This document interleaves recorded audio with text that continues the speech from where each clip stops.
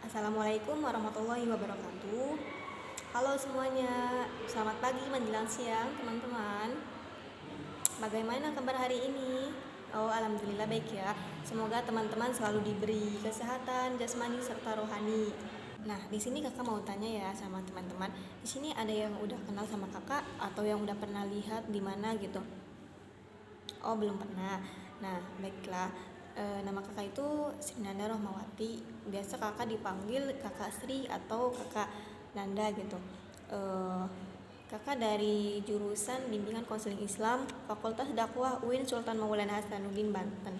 Nah, asal kakak itu dari Tanara, Kabupaten Serang, Banten.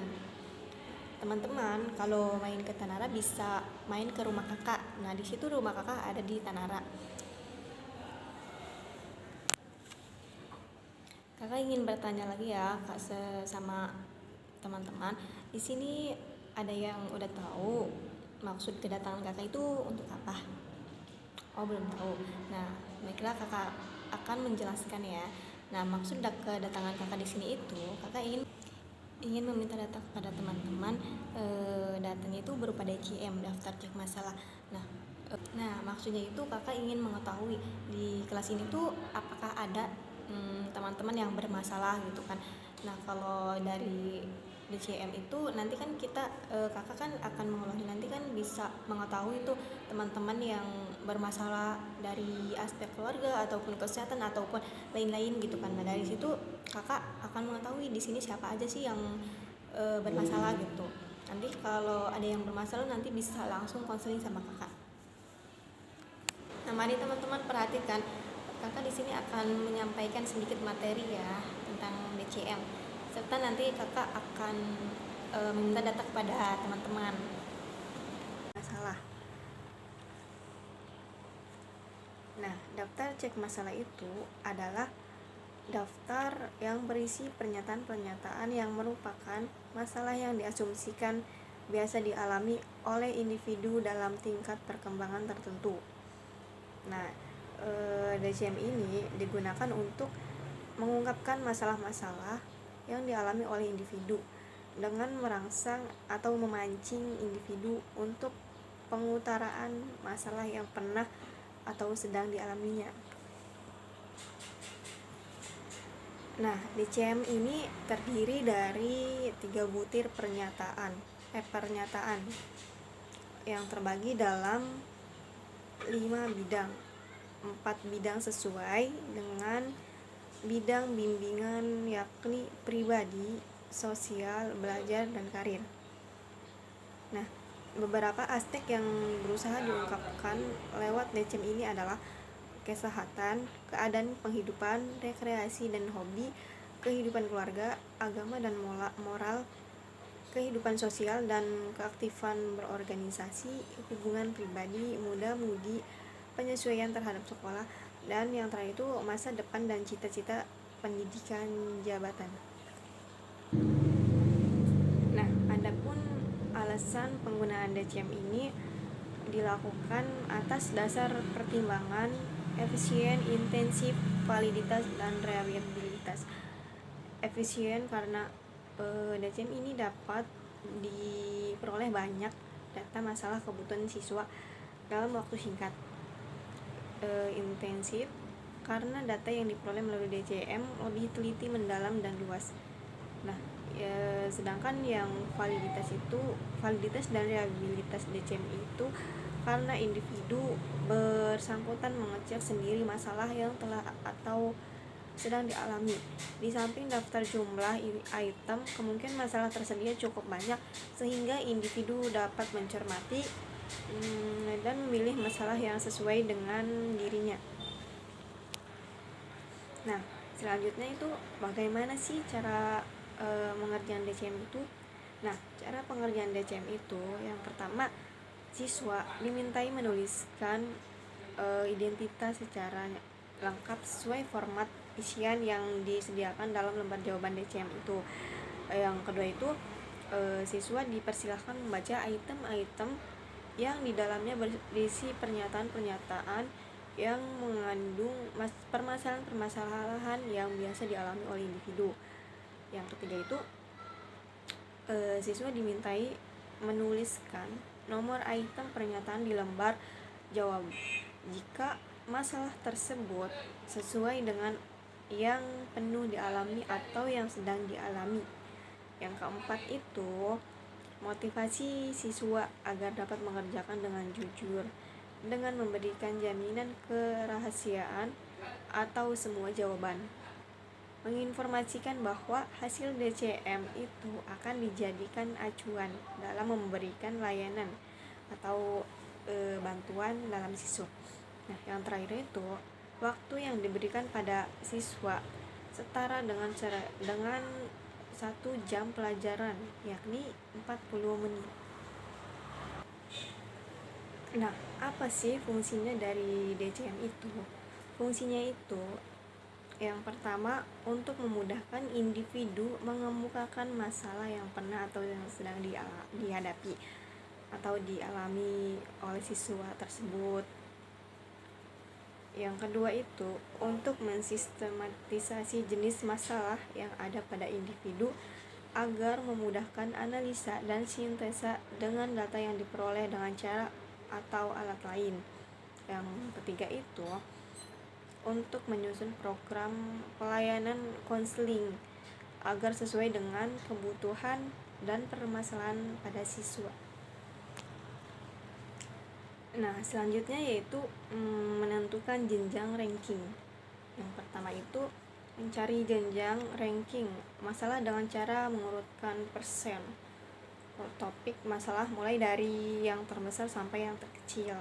Yang kedua itu mengonversikan persen masalah ke dalam predikat nilai A, B, C, D, dan E sebagai berikut. Yang pertama itu 0%. Nah, 0% itu sama dengan A atau baik. Yang kedua itu 1% sampai 10%. Nah, itu bisa dikatakan B atau cukup baik. Nah, yang ketiga itu 11% sampai 25% itu bisa dikatakan C atau cukup. Nah, selanjutnya itu 26% sampai 50% itu dikatakan D atau kurang. Nah, yang terakhir itu 51% sampai 100% sama dengan E atau kurang sekali. Nah, contohnya itu seperti Agung mencek 5 butir kesehatan, sedangkan jumlah semua butir topik kesehatan ada 25. Maka persentase masalah kesehatan Agung adalah NM per N dikali 100% sama dengan 5/25 dikali 100% sama dengan 20%. Jadi predikat hubungan kesehatan Agung adalah C, cukup. Langkah-langkah analisa secara kelompok. Yang pertama itu analisa per butir masalah. Yang kedua, menjumlahkan banyaknya siswa yang mempunyai butir masalah yang sama untuk setiap butir.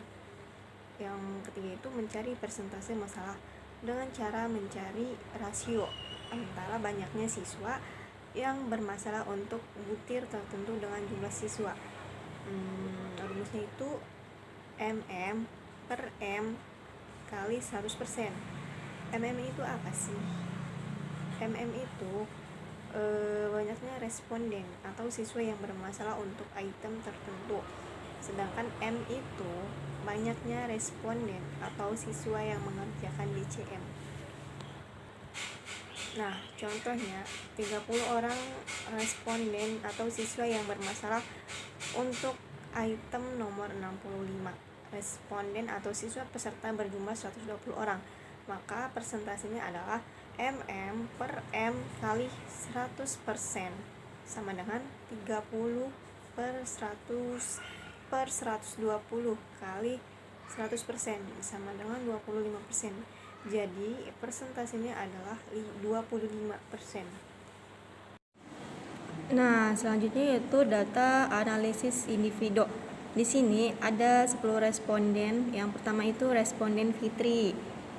Nah, berdasarkan data tabel di atas itu dapat disimpulkan bahwa si Fitri ini mengalami masalah pada aspek kesehatan dalam kategori sangat bermasalah, untuk aspek kehidupan sosial dalam kategori cukup bermasalah, untuk aspek karir, muda-mudi dan belajar dalam kategori agak bermasalah, dan aspek agama, ekonomi, hobi, keluarga, dan penyesuaian dengan lingkungan sekolah dalam kategori tidak bermasalah. Yang kedua itu ada responden dari Ahmad Wahyudi. Nah, berdasarkan tabel di atas dapat disimpulkan bahwa Ahmad Wahyudi memiliki masalah pada aspek karir, seperti kecemasan akan masa depan pada dunia karir. Sedangkan pada aspek belajar dan kesehatan juga cukup bermasalah.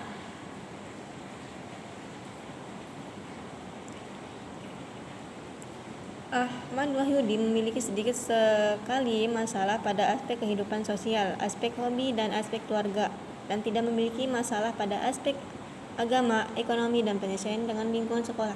Nah, selanjutnya bisa teman-teman lihat kan di di layar laptop ini. Selanjutnya yaitu ada aspek kelompok. Hasil data aspek kelompok per item. Nah, bisa teman-teman lihat kan dari aspek kesehatan yang nomor item pernyataan DCM 1 2 3 4 5, nama responden yang bermasalah FAWLIR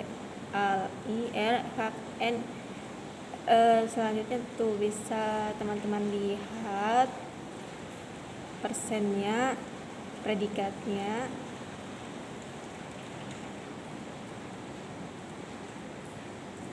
Nah, kesimpulannya itu dari tabel di atas dapat disimpulkan bahwa nomor item pernyataan terberat itu pada aspek kesehatan, yaitu nomor 5.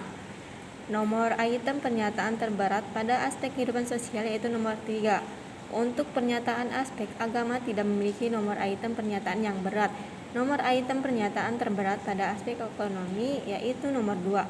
Nomor item pernyataan terberat pada aspek hobi yaitu nomor 1. Nomor item pernyataan terberat pada aspek karir yaitu nomor 3. Nomor item pernyataan terberat pada aspek muda-mudi yaitu nomor 2.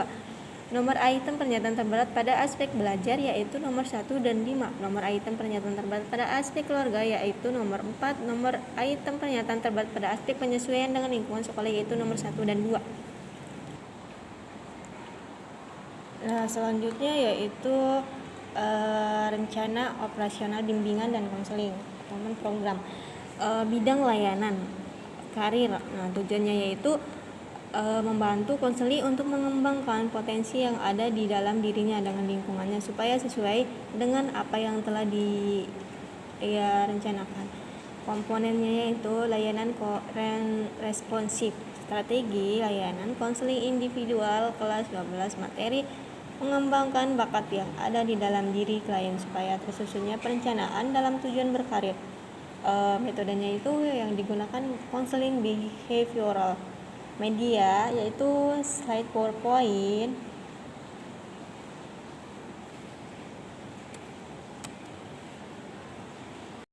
Nah, selanjutnya yaitu rencana operasional bimbingan dan konseling dalam bidang layanan karir. Tujuan layanan membantu konseli untuk mengembangkan potensi yang ada di dalam dirinya dengan lingkungannya supaya sesuai dengan apa yang telah dia rencanakan.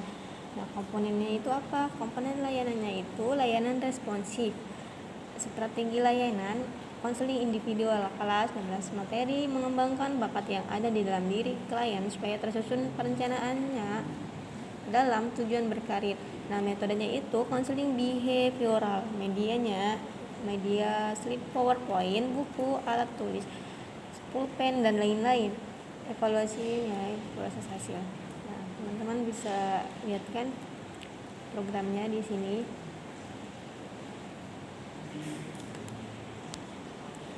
Selanjutnya itu rencana pelayanan atau bisa disebut dengan RPL, komponen layanan responsif. Bidang layanannya itu karir, topik atau tema, perkembangan bakat seseorang, kelas 12, alokasi waktu 120 menit. Nah, selanjutnya yaitu rencana pelaksanaan layanan atau bisa disebut sebagai RPL, komponen layanan, bidang layanan yang itu karir, topik atau tema, perkembangan bakat seseorang, kelas 12, alokasi waktu 120 menit. Nah, yang pertama itu tujuan layanan. Tujuan layanan itu konseli bisa memahami pentingnya perkembangan bakat seseorang. Yang kedua itu konseli dapat mengembangkan bakat yang ada di dalam diri klien supaya tersusunnya perencanaan dalam tujuan berkarir. Yang kedua itu metode dan alat media. Nah, sama seperti yang ada di program konseling behavioral, media, slide, PowerPoint, alat tulis, handphone, dan lain-lain. Nah, langkah-langkahnya yaitu tahap awal membuka dengan salam dan berdoa. Yang kedua, membina hubungan baik dengan peserta didik. Yang ketiga, menyampaikan tujuan layanan, materi bimbingan dan konseling. Yang keempat, menanyakan kesiapan kepada peserta didik. Nah, yang kedua itu tahap inti. Nah, tahap inti itu yang pertama itu guru BK menanyakan media, slide, PowerPoint yang berhubungan dengan materi layanan. Yang kedua itu peserta didik mengamati slide PowerPoint dengan materi layanan. Nah, selanjutnya itu yang keempat, guru BK membagi kelas menjadi 6 kelompok, 1 kelompok 5 atau sampai 6 orang. Yang kelima, guru BK memberi tugas kepada masing-masing kelompok peserta didik mendiskusikan dengan kelompok masing-masing. Setiap kelompok mempresentasikan tugasnya, kemudian kelompok lain menanggapinya dengan seterusnya bergantian sampai selesai. Nah, yang ketiga, tahap penutup itu guru BK mengajak peserta didik membuat kesimpulan yang terkait dengan materi layanan. Yang kedua, guru BK mengajak peserta didik untuk agar dapat menghadirkan Tuhan dalam hidupnya. Guru BK menyampaikan materi layanan yang akan datang. Yang terakhir itu guru BK mengakhiri kegiatan dengan berdoa dan salam. Yang keempat, evaluasi. Evaluasi itu evaluasi proses, memperhatikan proses layanan dengan refleksi hasil masing-masing peserta didik dan sikap atau antusias peserta didik dalam mengikuti kegiatan layanan. Yang kedua itu evaluasi hasil evaluasi setelah mengikuti kegiatan klasikal antara lain merasakan suasana yang menyenangkan, pentingnya topik yang dibahas, cara penyampaian yang menarik. Nah, mungkin itu saja yang dapat saya sampaikan, semoga bermanfaat.